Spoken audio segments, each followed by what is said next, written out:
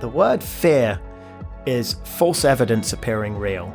If you have a moment where you're fearful of doing something, jump in front of it and deal with it, because it will be a lot easier on you in the long run than it will standing behind that fear for many, many years.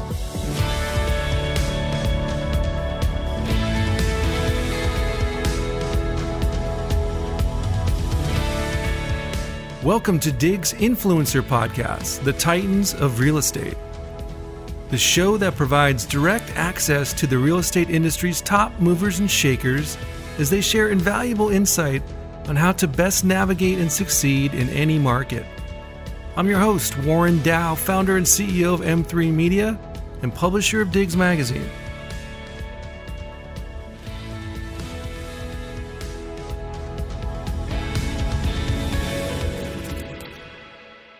You may recognize the name of today's guest, James Harris, one of the most popular cast members on Bravo's $1 Million Listing Los Angeles, along with business partner David Parnes. James and David are founders of Bond Street Partners and work for the Agency in Beverly Hills, where they continue to enjoy record-breaking success as one of the top performing teams in the country as ranked by the 2019 RealTrends 1000. Please welcome to the show, James Harris. Thank you so much for having me, and what an introduction. Thank you so much. So you were born in and raised in London, England. Tell us what your childhood was like. Wow, how long do you have? We've got all day and the rest of the week. Come on, we can do this. Born and raised in London, single mother, and as you might know, London is a very fast-paced city. School wasn't for me. And I've shared about this before. I was actually expelled from 8 schools, which is record breaking. And I like to say, or my mother likes to say, I was asked to leave, which means that she pulled me out right before they expelled me. Not my proudest achievement, but I really wasn't able to focus at school, and I struggled at school, and I wanted to work. And so the moment I was of the legal age, which was 16, to leave school and start work, was essentially when I started in the real estate industry. Worked in residential real estate for 2 years, worked in commercial real estate for 2.5 years, and then age 21 was when I began my journey stateside and came to the US. But wait, we need to go back and hear about those expulsions. Yes. So we can't just continue forth without digging into that a little bit. Absolutely. You were answering my second question is what kind of trouble did you get in as a kid? So were you just a rebellious sort? Were you? It's a great question. And it's not something I'm ever ashamed about discussing, because I certainly want anyone that might be listening to this podcast to understand and realize that no matter what they're going through as a child, or no matter what they go through in their upbringing, that as long as they stay focused and find something that they love and they're passionate about, it will ultimately all be okay. I had behavioral problems at school. I got in a lot of trouble. I don't typically remember doing all that much different to my school friends, but I definitely got caught. I also suffered with extreme ADHD. I was extremely hyperactive, had an extreme problem with concentrating and focusing on school classes, and I had a passion for real estate and a passion for working, and I wanted to get out there. And so I really did. I struggled a lot with school. And not to go into it too deep, but I was placed into special needs schools. I was placed into an adolescent unit, because if I wasn't, I would have been taken by the social services, and my mother obviously didn't want that. So I was put in a lot of different places and had terrible struggles growing up. But thank God, my mother never gave up on me. She stood by my side 110% and did whatever it took to keep me in a place of feeling safe and being okay. And as I said, the second I was able to get to work was when it all began and my life started to change. That's great. Thank you for sharing that. I'm sure very few people know that about your history, right? That's very true. And what does your mom do for work? So my mother recently moved to the States, but she is an interior designer, an extremely talented one. And what a lot of people don't know is that David Parnes my best friend and business partner, and I have known each other since we were born, but our mothers were actually business partners, and they had an interior design company in London whilst we were growing up. And my mother is still doing that here in the US, in Los Angeles. She now stages and does private design. So how old were you when you met David? I was about 2 seconds old. Oh, wow. And he always likes to remind me, because he's 3 years older than me, that he knew me first. So you guys are twins, but not by blood. As far as we know. People think we're brothers, twins, and as far as we know, we're just friends. Okay, so if you were in trouble as a youth, was David alongside with you? Was he a partner in crime, or was he doing something different? He was the polar opposite. David was very fortunate growing up that he was highly, highly academic. And it always used to drive me mad, because even if he didn't enjoy school or enjoy university and he studied economics, David was the type that would go in, do a little bit of work and then crush the exam. So he was the academic type. I wasn't. I was the type that wanted to be in front of people, and we're different in that respect. But he did great at school and finished university with a great degree and, went on different paths. And I came to the US and David came, I want to say 5 years after I landed here. Okay. You were what, 20? 21. 21. 21. So, but you started in real estate at age 16. Correct. And were you just learning the ropes, like you were an assistant, or just learning? I was in the mailroom. When I first got my job, I had no resume. I was 16. I'd been expelled from 8 schools. I really had very little hope. And so having no resume, I decided to essentially put on a suit blazer. I was wearing sweatpants below, and I'll never forget it. It was raining and I had an umbrella, and I walked into a payphone box in London, and my mother's friend had a camera and they took a photo of me in the photo booth, and that became my resume. And then I found a real estate directory in London that had all of the different real estate companies in alphabetical order. And so I went through that list and highlighted the companies that I was interested in interviewing. And I decided that I would take my photo to each of these agencies in London and try and meet the owner. Well, the first company I went to, which was called Dutch & Dutch, which started with a D, so it was the first one on the list, I walked in and I asked for the president of the company. And the gentleman I asked happened to be the president, and he interviewed me on the spot. It was a family-run business, and I have goosebumps even thinking about it. And I started working immediately. I started in the mailroom, getting coffees, running letters through the stamp machine. I slowly then started showing properties. One thing led to another, and I became their top negotiator. And then they asked if I wanted to learn the commercial business, which I said yes. Did that for 2.5 years, and then decided after 5 years of working that I really wanted to try travel the world. I came to Los Angeles, which is where my father lived at the time, and I never went back. And I fell in love with the city, the lifestyle, the people, and my father lived here. So at the time, it made sense.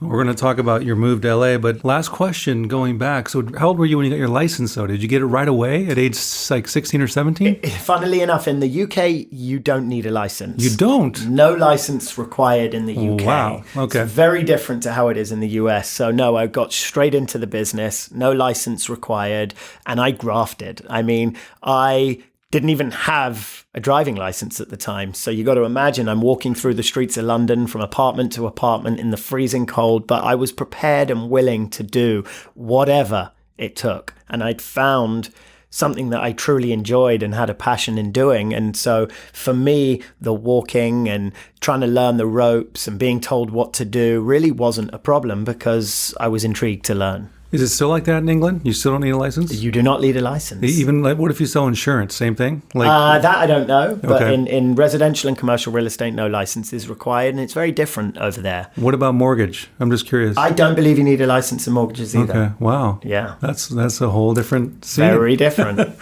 So when did you sell your first home or your first property, your first lease? What was that first deal?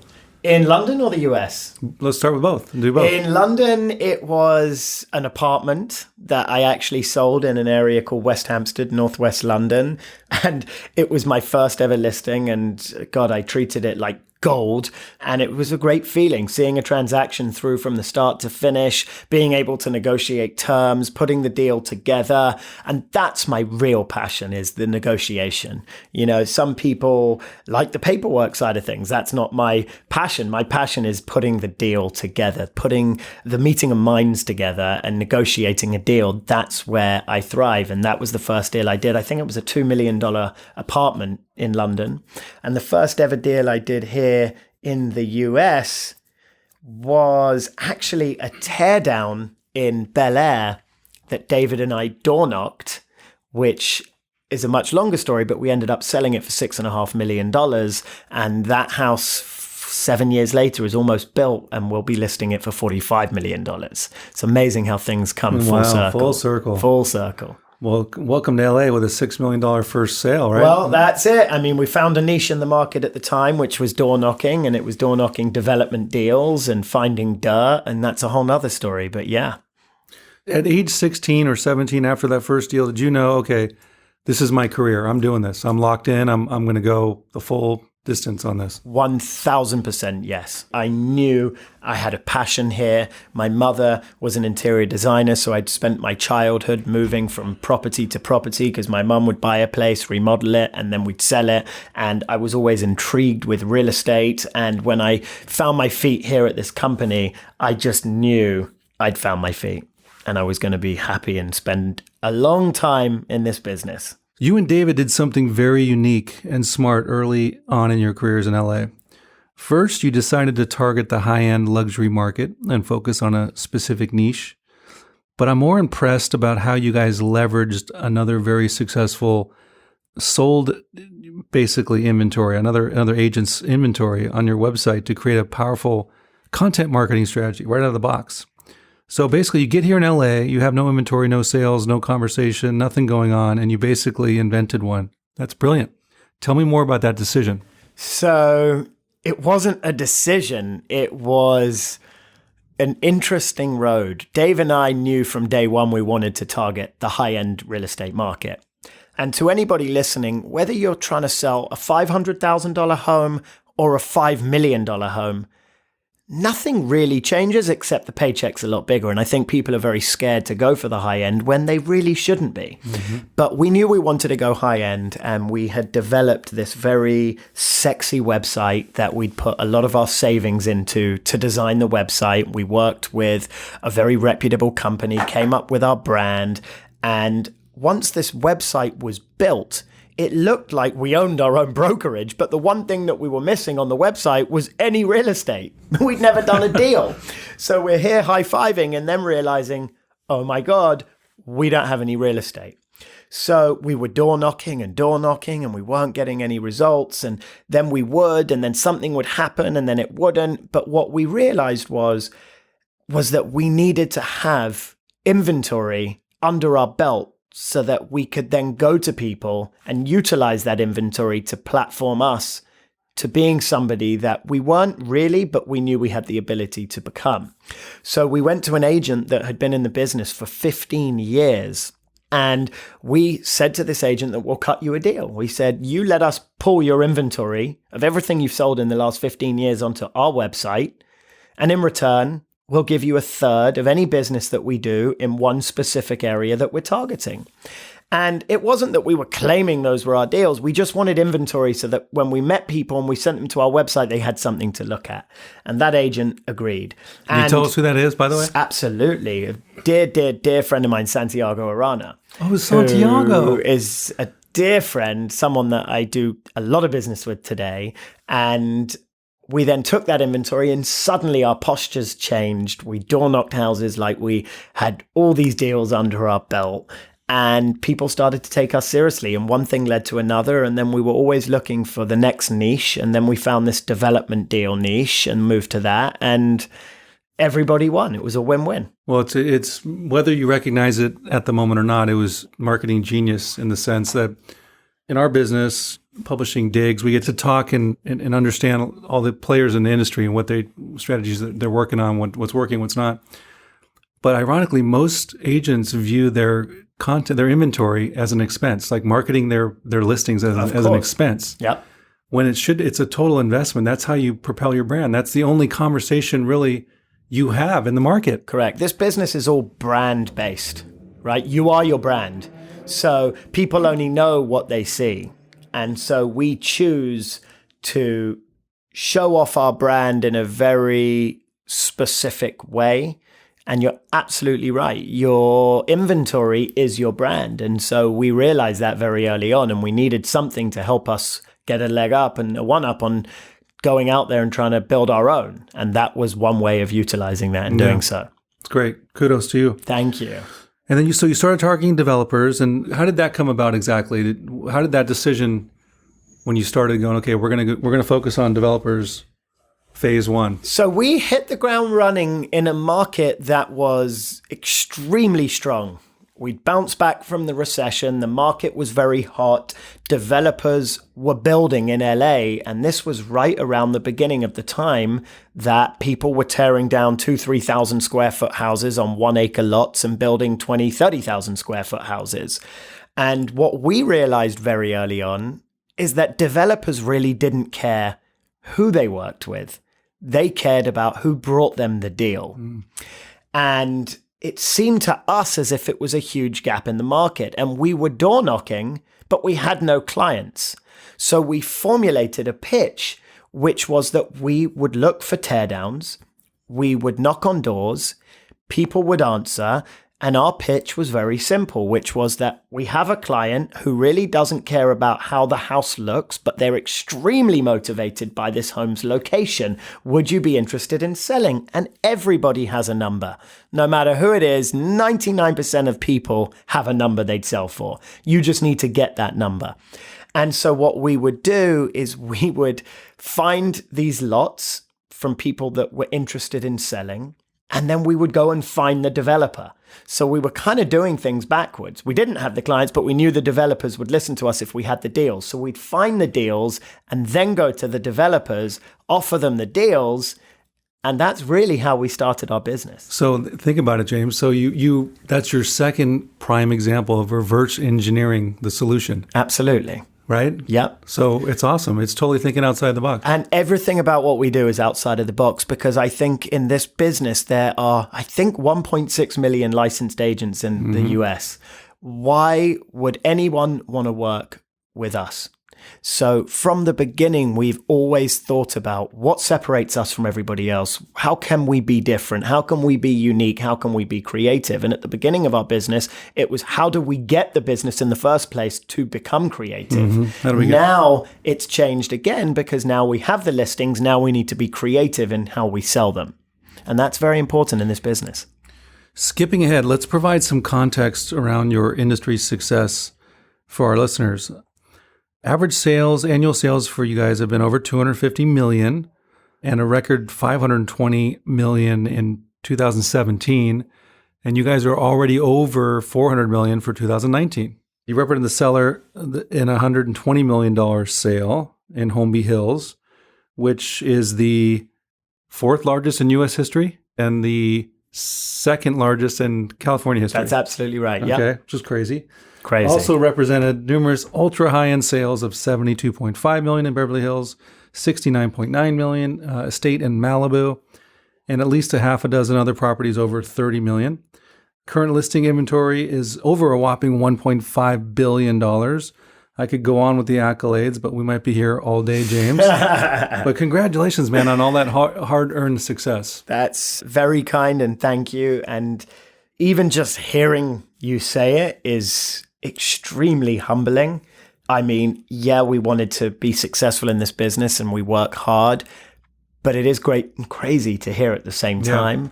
And I think it's all about staying focused, having a great team behind you, which we do, being ethical, honest and transparent, and staying in your lane. Yeah. You know, so many people like to get out of their lane and try and do things that they shouldn't. And I think for David and I, it's always been about just staying focused, staying in our lane, and not giving up until we get what we need or want, which can be annoying to some people, I'm sure. And we'll talk about the TV show in a bit, but most people have a false sense of reality. You know, they think, oh, it's James, he's on TV. He's successful because he's on TV, man. And all these guys in LA, They sell these multi-million dollars home. It's so easy. You just get your license. You cruise around Beverly Hills. You get a $30 million listing. You make $1 million. It's easy, right? Right, James? Yeah, it's so easy. Just like that. Roll out of bed and get a 30 minute. No, it's not. Look, this is a very cutthroat, crazy industry, especially at the high end. But I think at any end, I mean, this is a cutthroat industry. Commissions are high. It's a very competitive world. And it's not easy. And I think one of the problems in the real estate industry is the barrier for entry. I mean, anyone can get their license, but I think it's the people that are willing and dedicated to give this 110% of their world that are going to succeed. And I truly believe that hard work pays off, no matter who you are. You've epitomized that. You've been an example of that. I mean, and I say this, if I can go from being expelled from 8 schools, being diagnosed with ADHD, being where I was to being here, I truly believe anyone can do anything that they want if they put their mind to it, stay focused, and don't give up. And it doesn't come easy. You have to want it, you have to earn it, and you have to go get it. Well said. If you could define your success in 3 words or less, what would those words be? Teamwork, honesty, and trust. What would your competitors say about you, James? I would like to say they're all of the above. I would like to say our competitors, whilst people can hate on others' success, I would like to think that David and I have earned an honest, transparent reputation. We've always ran our business very honestly. We haven't screwed anybody over, and we do what we say we're going to do, and we avoid trying to overpromise and underdeliver. That goes for our clients as well as agents. But we also learned very early on that relationships with other agents are in some way even more important than the relationships you have with clients, because clients will come and go, whereas real estate agents will stay. Yeah. And so those relationships are extremely important. Yeah, absolutely. The network, that's the invisible sort of hand in real estate. Indeed, it is. It's that network. What's the biggest check you've ever cashed? Oh my God. You don't have to tell me. No? If you don't. I'd rather not. I hate talking numbers. I find it It's for our audience, they can't get enough of the $1 million listings and the cash. You know what? That's private information. Right. But we do we work hard. All right, at least we got one question that James didn't ask, right? Didn't answer. When did you sell your first home over 10 million? Like, when was that first? Oh my gosh. We did 6 in the first one. Was it like... You know what? That was in our first 6 months of selling real estate. We represented both the buyer and seller of a commercial property on Melrose Place in West Hollywood for $30 million. And that was our first sort of really awesome achievement. And again, that took a lot of hard work and creativity. But I remember exactly where David and I were the day it closed, and we heard it had recorded. And God, I can't begin to tell you the joy that brings me today. The happiness that we had when that deal closed. Are there any special, when you get to these big numbers, like say 50 million, are there any special attributes that agents have to have, like to be comfortable and to succeed at that threshold of a listing amount? That is a great question, because I truly think that so many people have a ton of fear inside them, that the thought of even doing a $20, $30, $50 million deal is so terrifying to them that they never try in the first place. And I remember for David and I, anything that got in our way, that stood in front of fear, we would jump in front of it immediately. And again, I said it earlier, whether it's a $5 million deal, a $50 million deal, nothing changes. The mechanics don't change, but the paycheck does. And so if I'm door knocking a $5 million house, why wouldn't I door knock a $25 million house? Well, there's no doorbell. Yeah, there is. Everyone has a doorbell, even if it's at this big scary gate. But I can't ring that doorbell. No, you absolutely can. You can ring the doorbell the same way that you would the $5 million or the $100,000 house. It doesn't matter. So my best advice to any agents that are starting out there, or anybody that's listening, is the word fear is false evidence appearing real. If you have a moment where you're fearful of doing something, jump in front of it and deal with it. because it will be a lot easier on you in the long run than it will standing behind that fear for many, many years. I love that. What would you say is your biggest mistake, failure, lesson learned moment thus far in your career?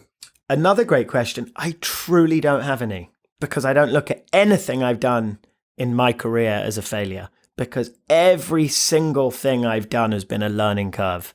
If I took everything that's happened in my life and looked at my mistakes as failures, I would have probably hung myself. And I really mean that, because I've been through hell and back. Mm-hmm. But I have zero regrets in my life. And every single thing that I've had happen to me or has happened has been an amazing learning curve. And I have zero regrets.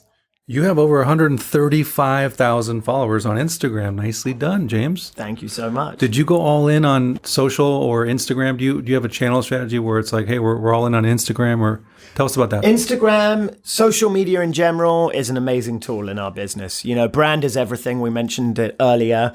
What people see is what they know. And social today is so important. It's an integral part of our business.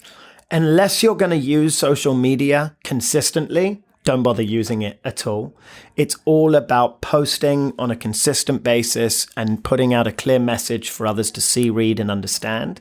But, you know, it's something that if you're willing to do it right, it can pay off very nicely. What do you think of the 5 most imperative marketing initiatives a real estate agent should consider either starting out or in the coming year? What do you think where we're at? Obviously, the universe evolves and we're in transformation continually, but what would you select as hey, these are the most sort of important? I would say 2 that have never changed, which is door knocking. We're just a huge component of that. You still do that. You still don't. If we had time, we would. Door knocking costs you $0 to do, but it can be very effective if you're willing to put in the time. Sitting open houses, extremely effective, costs you $0 to do. Information is key. So if you're going to sit an open house, you better know everything about that house and the other 10 houses within a half-mile radius of that one, so that when somebody comes in, you have all the information at your fingertips, and those buyers that come in want to work with you. Mm-hmm. Social media, if you're going to be consistent, huge. Utilize that tool. It doesn't cost you any money. Newsletters, if you're going to be consistent and there's a specific area that you want to target, be consistent. Send out a monthly newsletter. Make sure people see you. Make sure it's not the same boring newsletter that everybody else sends. And the 5th thing is make sure that no matter what you are doing, all of it is in brand with who you are. Don't do anything that's the same as everybody else is doing. Think about what makes you unique. Think about what sets you apart from everybody else, and then go out and do it. We, as marketers, we preach that all the time. Absolutely. That's all, What do you think is the single most important thing that sellers look for today when hiring an agent? Trust, information. I think today a seller wants to know that you know your shit. You better know everything about their house, everything about the neighborhood, everything about the comps, everything about the features and highlights of the property when it was built, and they want to be able to trust you. If you can bring both of those things to the table and give your seller no reason to think they even need to meet with anybody else, you'll be successful. All right, let's talk $1 Million Listing, LA, yes. Shall we, James? Absolutely. Shall we? First, you and David joined the show, I think, starting in season 7. How did you guys get on the show? How did that come about? It's a great question. I was driving home one evening from work and received a call from a casting director who said that they were looking for a new cast member on the show. And I honestly thought it was a prank. I thought someone was pulling our leg. I thought they must be joking. So I called David. I said, look, I think we're being pranked, but let's go along with it. And David loved the show. He actually loved the show.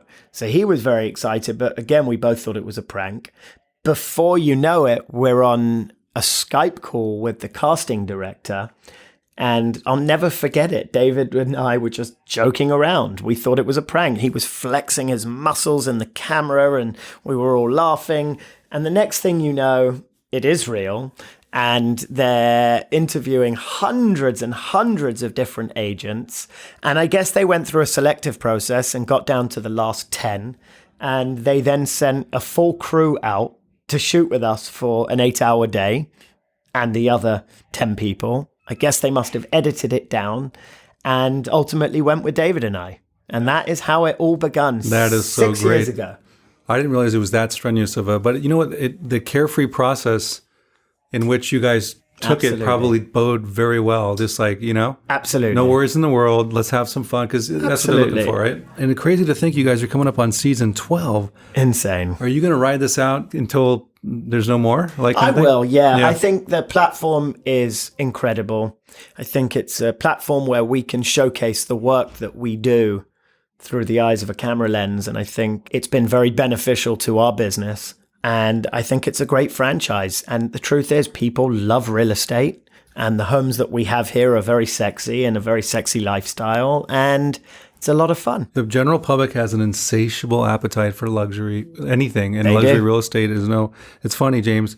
I always ask your fellow titans of real estate peers, kind of what they think of reality TV shows coming out of LA and in this vertical.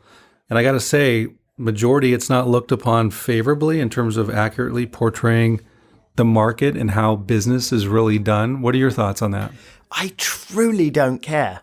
And I mean that with all due respect, because the truth is, sadly, everyone has an opinion. And if I ended up getting caught up in everyone else's opinion, I'd be a really miserable guy. Yeah. And it goes back to staying in my lane and staying focused. This is what I'm doing now. I'm exactly where I'm supposed to be. The show, despite it being on 12 years, the ratings continue to go up and up and up every single year. So if I'm going to focus on what a small community of people say, or am I going to focus on what millions of people say around the world, I'm going to go with the millions of people. But can it get confusing for you? So think about it. You've been this hardworking, stay in your lane real estate, and you've been brick by brick, you've built your career, right? Now you find yourself on this really successful TV show that's getting momentum every year. Do you sometimes wake up and go like, who am I? Am I a TV star now? Or am I still James, the hardworking boots on the street? This TV show hasn't changed a single thing in my life, other than it's put us on the map even more so in a quicker period of time. The reality is, I'm a father, I'm a husband, I'm a son, I'm a friend, and I put the real estate first, because without the real estate, we don't have the show. And David and I have always known that. So no, it's never been jaded in my mind that I'm a real estate agent that sells real estate and has a TV show. What's the real scoop, James, on your relationship with Josh Altman? Frenemies? That's a great word. Yeah, frenemies would be accurate. Look, Josh is somebody I respect. He's a hardworking guy. We are very, very different. And there's clients that will work with Josh, and there's clients that will work with David and I. And thank God there's more than enough business to go around. But our styles are extremely different. And I'm sure everything that we do are extremely different. But I respect the work ethic, and off camera, he's actually a good guy. For fun, I Googled, is $1 Million Listing Los Angeles real or fake? For fun, James. Guess how many results appeared? God, that's a great question. I've never looked that up. How many? 21.8 million. But clearly this show has struck a nerve and found a formula for success. So congrats on that. That's your career trajectory is amazing on multiple levels, but now being able to parlay and stay real and in your lane with a TV show as an accelerant it's really cool. Let me tell you something about the show to set any misconceptions very straight. The show is real. It is a TV show. So of course it has added elements of excitement and drama. But every single deal that you see on that show is real. And we are not allowed to put a property on this show that hasn't closed or hasn't been negotiated. And these episodes, you see these homes go into escrow. And that's exactly what happens. And the reason that this show takes 11 months a year to film a season is because they follow the story from the very start to the very finish. And we don't know what's going to happen in the middle or end until we get started on an episode. So we go into it praying that the property is going to sell, but it doesn't always happen. And I think to portray the reality of what's happening, that not every deal closes, is equally as interesting as seeing the deal close. You know what else is real, James? I was a reality TV star before you were. That's bloody cool. What show was that? It was House Hunters. No way! I was on episode 7. That's very in cool. 1999. I'm teasing, but and you're only 21. So yeah, I'm only 22. So you went on the air when you were 3. Excellent. Yeah. No, it's funny because I had my little taste of reality TV, and it was our first house.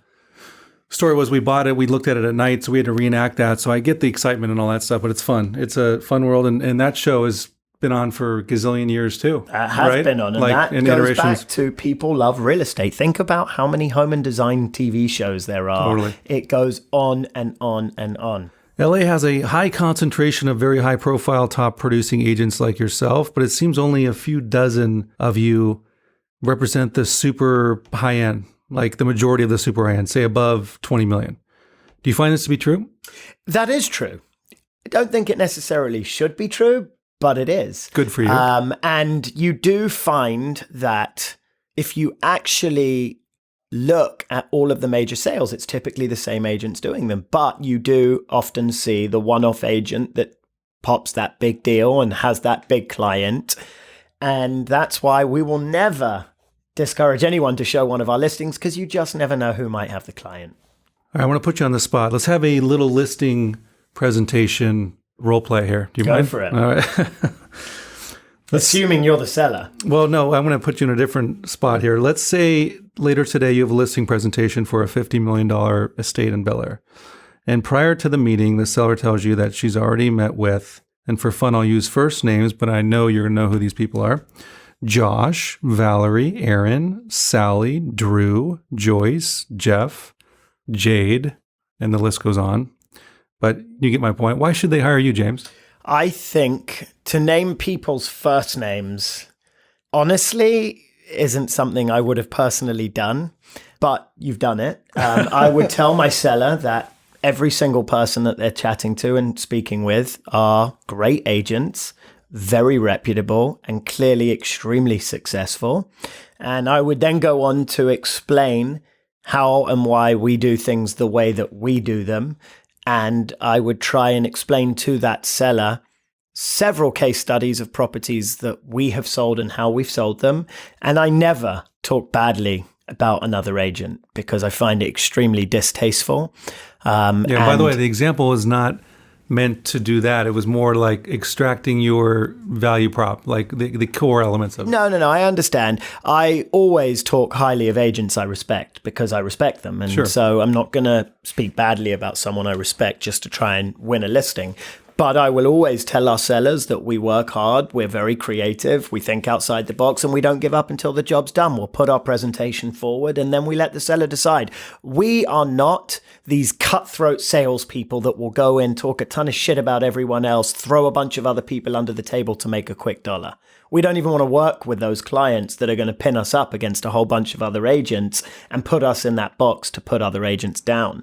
So again, we'll explain what we do, how we do it, and then we let the seller decide on who they want to work with.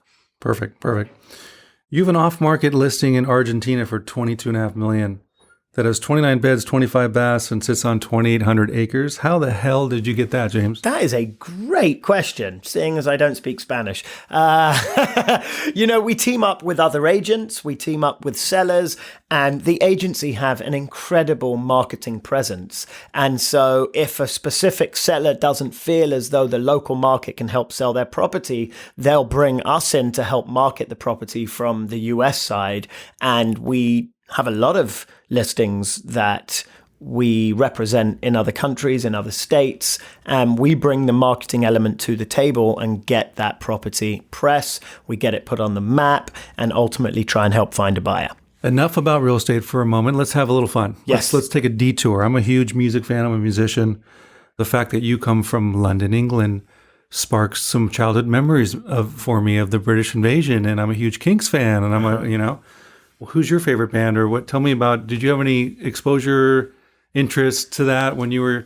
I mean, I grew up, or should I say when I grew up, my mother was a huge fan of the Beatles. Yeah. I grew up in an area called St. John's Wood in northwest London, which is literally a stone throw from the Abbey Road studios. Cool. And I would pass that crossing like it was very normal. But now living in the US and seeing that poster on so many different people's walls, you realize how iconic they truly are and were, and how iconic the Abbey Road studios have become over the years.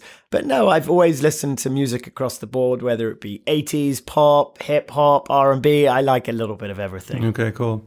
Just amazing to think the quality and timelessness of the bands that came out of that era. It blows my mind. Yeah.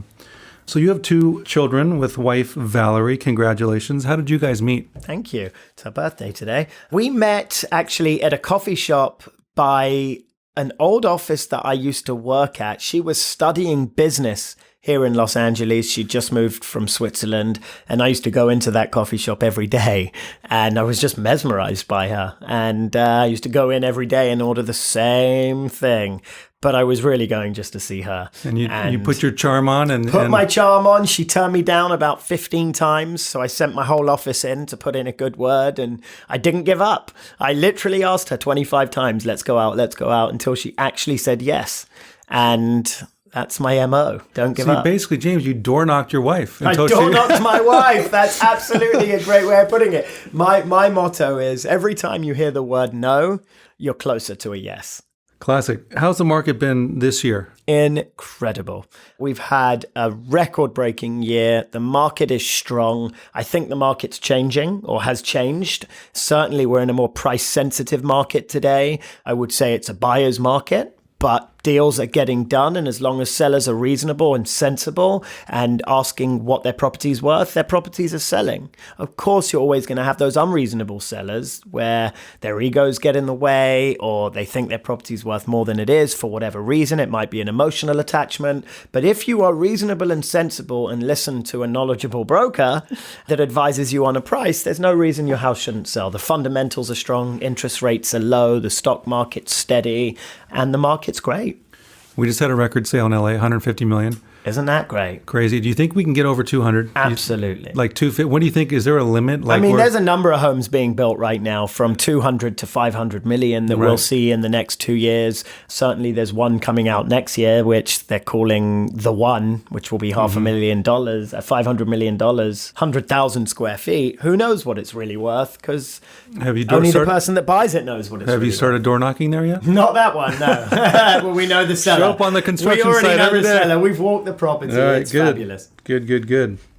So some closing thoughts. I want to know one thing. Well, I want to know a lot of things about you, James, but we're going to be out of time here. What do you do for fun? What's a typical day look like? For me, it's with my children and my wife. Okay. You know, I like to spend time with them wherever I can. This job is very, very full on. And so I like to spend time with my wife and children, go to the mall, go see a movie, go for lunch, dinner. I love, which nobody can believe, but I love fishing. And no one understands because I can't sit still for 3.2 seconds. But for some reason, you give me a fishing rod and a boat, and I'll sit there for 5, 6, 7, 8 hours and just relax. How cool. Very cool. I was going to ask you, what do you think people would be surprised to hear about you? That's absolutely fishing. Is it. If you know it. me, you don't understand why or how I like fishing, but I love it. If you could have one superpower, what would that be? Wow, that's a good one. To read your mind. All right. Finish this sentence for me, James. If I wasn't in real estate, I would love to be in real estate. I like it. If you could invite 3 people to your dream dinner party, who would be there and what would you serve? Wow, that is so random. Richard Branson, Elon Musk, and Kobe Bryant. Yes. And I would serve lobster and steak. Good. Bloody good choice. Can I come to that dinner? Absolutely. Kobe's not. my favorite all time. Absolutely not. 3 powerful, innovative, creative people that have set records and done things that people said they could never do. Yeah, absolutely. I'm with you. What's your favorite vacation spot? Oh, wow. I have to say Capri, Italy. Absolutely love it. Do you have a funny, can't believe it happened in real estate story? I know you probably got dozens, but is there one that absolutely I do comes to mind? Oh my God, there's about 150, but I'll give you a quick one. I was walking back from a showing in London with 2 guys. I'd just shown them an apartment. They absolutely loved it. I'm walking uphill and there's a lamppost. And I walked straight into the lamppost. And I was about a foot behind them. And I looked up and I was in agony, but I noticed that they hadn't seen that I had just walked into the lamppost. So I shut my mouth and I just kept walking. And I got to the top of the hill and these two guys looked at me in disbelief. And they just said, "Are you all right, mate?" I said, "Yeah, I'm fine. Why?" My entire forehead and head was covered in blood. And I said, "Oh, God, I'm so sorry. I just didn't want to tell you, but I walked into a lamppost." So there's one for you. That's great. All right, last question. What are 2 pieces of advice you would give to your younger 18, 16, 17-year-old self? Join a team and truly understand and figure out who you are and who you want to become. And learn this market inside and out whilst you're learning who you want to become so that you can utilize that information to your absolute advantage and go and become your own person in this business and be the best version of yourself. That's great. Well, with that, James, I want to thank you so much for your time. I think our audience will enjoy this podcast. Congratulations on all your success. And it was great to get to hear your story from perhaps a different sort of elevation. Thank you, my friend. I appreciate your time and having me on. And it's been a lot of fun. We'll do this again soon, all right? Absolutely. Thank you, everyone, for listening. I hope you all enjoyed it.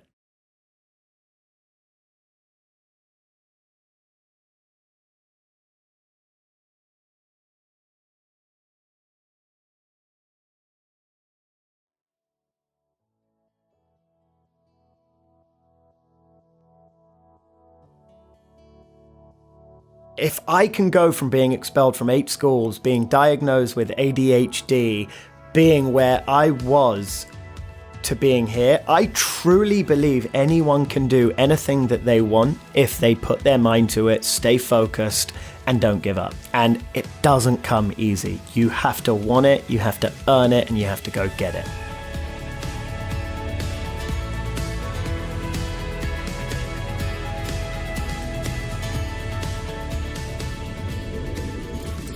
And that wraps up this episode. Thank you for tuning in, and we hope you found some value.